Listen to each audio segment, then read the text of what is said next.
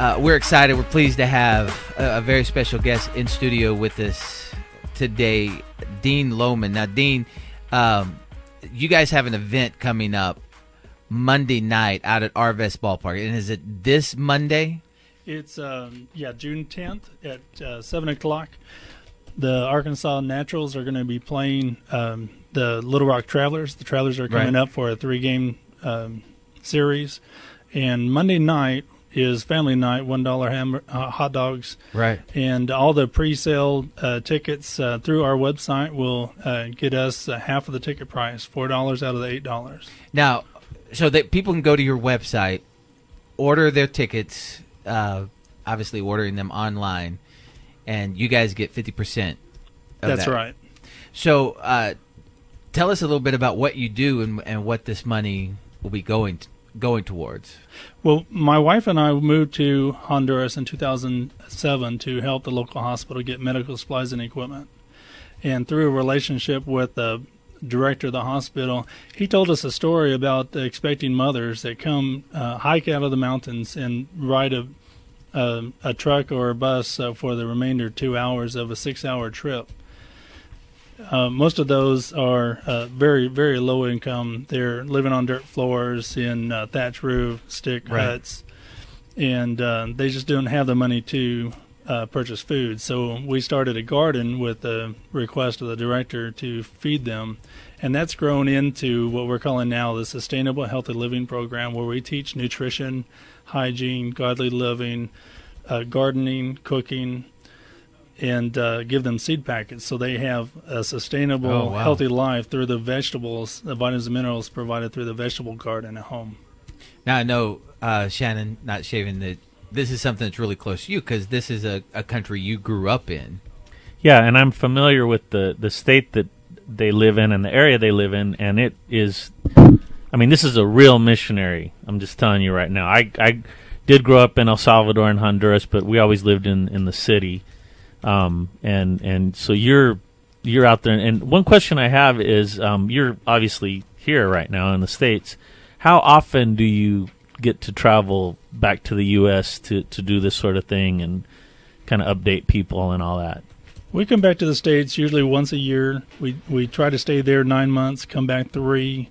We rotate the months that we're here in the States because there's different people we want to visit, and there's missionary conferences and pastor conferences is a platform that we use to cast the vision that we have and spread the word of what we're doing. See, I think that's so cool because when I was a kid, we would go, and I'm talking about the 70s, 80s, we would go for leave and be there for 4 years. I mean, there was no coming back. There was no email. There was no tickets were expensive. Nobody came to visit, except teams, but and we would not come back for Christmas or come back if someone was ill. I mean, it was 4 years. We had barrels, and my mom would buy shoes at different sizes for as we grew up and, and clothes and that kind of thing because that was it.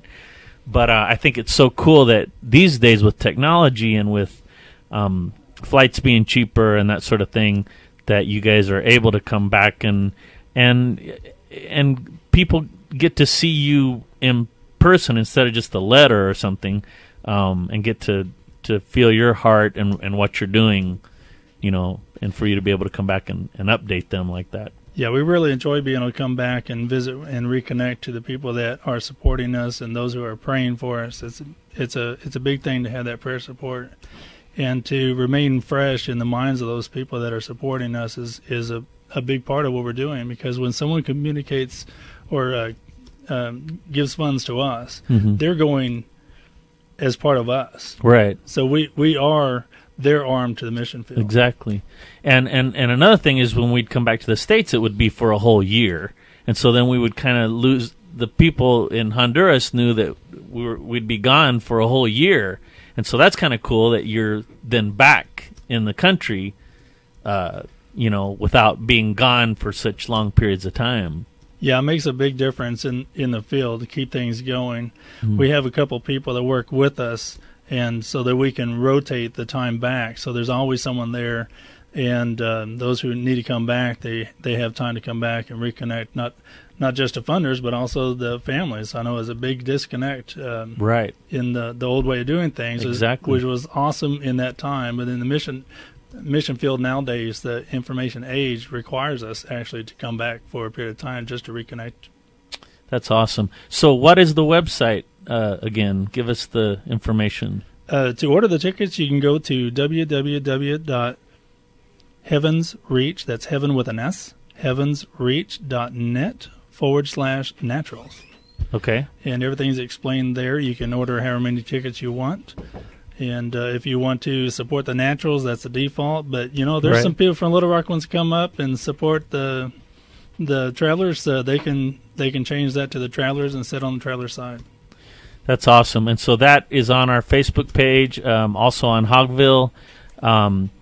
And so you can go there to do that. And I encourage you guys, if also you're listening, on our Twitter account too, we'll be tweeting out that website for you to go to. Awesome. At Ugly Uncle. And I encourage you guys that if you've been thinking about going to a Naturals game anyway, do it this way. Go to this website. Give it to us one more time. It's heavensreach.net/naturals. And order your tickets there instead of at the game or otherwise. Instead of walking up. Yeah. Get those early, and even if you're not going, if you want to, this is such a good cause. Go there to the website you can order those tickets and then give them to someone else, someone who may not get to go to games. There you go. Absolutely. And be available to do that. So what a great way for sports to help support such a great cause. There's so many bad things in sports these days, and for the Naturals to how did you come about doing this sort of thing, just out of curiosity, with the Naturals? With the Naturals, actually, the promoter for the Naturals is or was a member of the Lions Club in Springdale, and I happened to be a speaker that day for the Lions Club. Awesome. And then tell us, while we have time, some more of what you do in Honduras and how you help the people there. Just maybe a few more stories. Or well, we kind of expanded what we were doing because we found that a lot of the pregnancies that were there, they come and stay for the last month of the pregnancy, primarily because they're high risk. Right. Due to malnourishment. They don't get the folic acid, they don't get the other vitamins and minerals that they need in their diet. So they are prone to having problems on delivery and having early delivery. So they stay there for the last month. And so we started this program to teach them how to have a healthier life, but also how to have a better delivery. In the process of all that, another organization went up to the mountains and did a medical clinic and found a woman. She was 37 years old. She had a 6-month-old baby she was breastfeeding. But her husband only grew enough food for her to eat 1 corn tortilla a day. Wow. Oh, wow. So her body was taking everything it could to try to feed that baby, and she actually looked like she was in her 60s. The baby at 6 months old only had 3.5 pounds or less body weight. Wow. And so now that we're working towards a demonstration farm to teach their husbands how to grow more food on their own land using organic fertilizer that they can create on their farm with the local resources.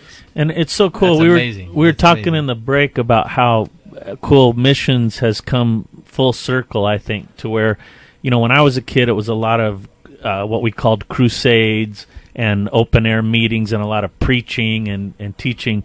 And now it has evolved into this full circle thing where we're talking about sustainability and helping, actually feeding people, helping them, right. and development, basically, but with the Christian. Exactly. And how is someone not going to want to come to know, about Jesus and about God when you're helping them in that sort of way? Well, you've worked with someone in the past. They've gone in and talked about trying to find a clean water source and dig wells. Yeah, we started doing that, and we started doing schools for children, underprivileged children, and that sort of thing. But this is so much, more, right. and really, really, really cool. When a person is starving or they're hurting because their baby's died, how can you tell them that God loves them? Right. So what we do is we take humanitarian works into the mission field, and we meet their basic needs, their physical needs, their emotional needs. And when we can heal them physically and empower them to take care of themselves and have them and give them a way to take care of themselves, that's a door into their heart. Then we can give them a successful spiritual life as well by introducing them to Christ. Right. Turning that humanitarian project into a discipleship program. Now, what about the dangers that you face? And I know this might be kind of uncomfortable to talk about or difficult to talk about, but I have a lot of friends that I went to high school with that a couple of them have been murdered, several of them have been kidnapped and then released for ransom, and there's just a lot of that seems to be going on in Honduras. Do you face any kind of dangers like that up where you're at? We don't. There is dangers in Honduras, but there's dangers everywhere. That's right. Mm-hmm. If someone inadvertently shows that they have some money in their pocket, or they go in the wrong neighborhoods, the wrong time of day, they're driving a flashy car, they're going to attract attention to themselves. Right. We purposely don't drive new vehicles. Even if we could afford it, we wouldn't do that. We'd make sure they're physically they'd be sound in working condition, but we try not to give the appearance that we have money. Of course, we don't. Right. So it's not hard, but but we know even in Springdale, when we moved in 2007 and 2006, there was gangs trying to move in, and there was a drive-by shooting in Springdale a block from me. Yeah, that's where I live. That's what I tell people all the time that tell me, I can't go down there because it's too dangerous, and I'm like, exactly. It's much more dangerous here in the U.S. in some ways. Did you receive any kind of training? Because that's very, very street smart, and having grown up hey, there. let's we're up. Actually, already past the break. We can get to that on the other side. Let's run to a break real quick, and we'll have more with.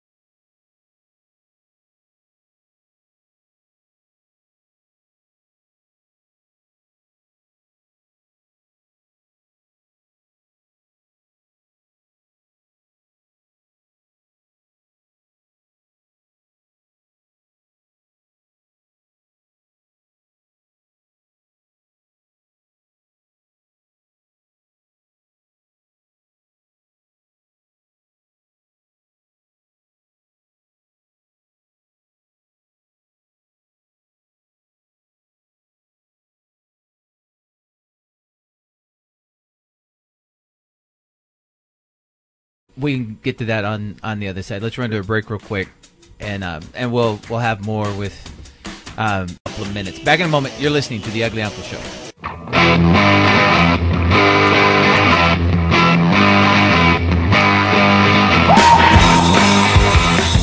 Welcome back to the Ugly Uncle Show. Chet Carpenter, your ugly uncle. Great to have missionary Dean Lowman with us now. Dean, give us again that website. People can go and pre-order tickets for the Travelers game this upcoming Monday night, and 50% then of the proceeds will go to your ministry and providing nutrition and special care for people of Honduras. That's right. The ticket cost is $8, and if we reach a goal of 200 tickets, then we'll get $4 of each of that. They can go to our website, so www.heavensreach with an S, heavensreach.net/naturals. Very good. We have a caller on the phone that has a question for you. Bill, what's going on, brother? Hey, good to talk to you guys. Good to talk with you. Yeah, I was actually, our group just did a baseball game not long ago, so that's pretty cool. Wonderful. Right. Yeah, I work exclusively in Haiti myself. We have a nonprofit that does work down there, and I'm sort of interested in, are you doing prepackaged meals before you go, or do you have them shipped there, or what? No, actually, the director of the hospital actually gave us 4 acres to do a vegetable garden. We take half of that, and we grow corn and red beans as staples, and then the rest of it is different squash and tomato, other vegetables, right there on the hospital grounds. That's awesome, and I think that's what we're trying to do in Haiti is the same thing. We actually have a garden project where they're learning how to grow crops and vegetables on their own. Wonderful. And we sort of direct it and show them how to do it, and that way they learn, and then we have classes so they can come and learn how to do the proper way, and then when they graduate, they show their kids and their families and others in the area. So that's great. So yeah, I think like you said earlier, teaching is so important for us. We can talk about the love of the Lord all day long, but unless you show it, people just it's easy to talk about how much you love people, but if you show them how much you love them, that makes all the difference in the world. Exactly right, and the whole to illustrate this is when Jesus was out speaking and he fed the 5,000, and then he gets in a boat to go to the other side. They really wanted to know him after they were out in the wilderness, famished. Jesus fed them, which opened them up to want to hear his message even more. Where they followed him to the other side of the sea, and the same thing here is, we have the gospel, good news, and of salvation, and living the life of a believer, and all the great things that God has in store for us and has for us, but then for us also to show the love of Christ through being able to feed the masses, feed the hungry, is just that's a scriptural way of doing that. That's right. We actually, our vision statement is to show, teach, and release God's love to the world through meeting the physical and emotional needs of the people, and to be able to empower them to grow their own food and teach their neighbors. Which once we disciple them and give them the seed, they can go back to their village and they can live a healthy, sustainable life with Christ, and since they're living better, then their neighbors are coming to them. Yeah, what's different? What's going on? And so they can go and disciple their village. Right. Yeah. Right on. Well, I'm proud of hearing what you guys are doing. I think God is obviously blessing it. So just want to give you a call and encourage you, brother.